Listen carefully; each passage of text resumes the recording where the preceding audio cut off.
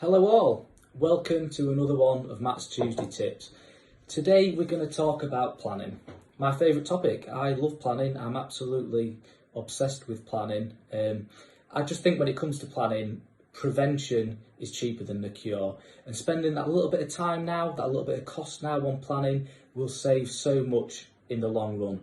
Like I said, I love planning. I plan weekly to make sure the important tasks of the week get done, daily to make sure the important tasks of the day get done, quarterly, I've certain goals and I plan to achieve them on a quarterly basis, and yearly.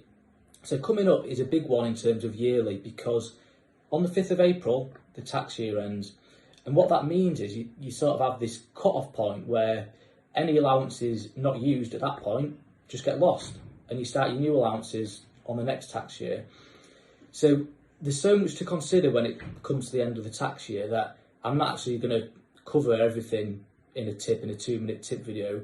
There's just too much. So I don't really know what today's tip is actually, if I'm not going to cover it all in a video.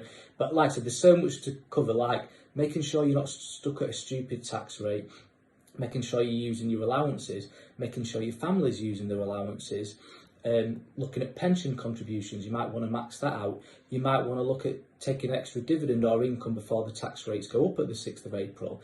You might want to look at making sure you're taking advantage of inheritance tax exemptions this year. You might want to look at capital gains and selling off certain things before the tax years to use your allowances there. There is just so much to cover that I can't possibly begin to cover it all.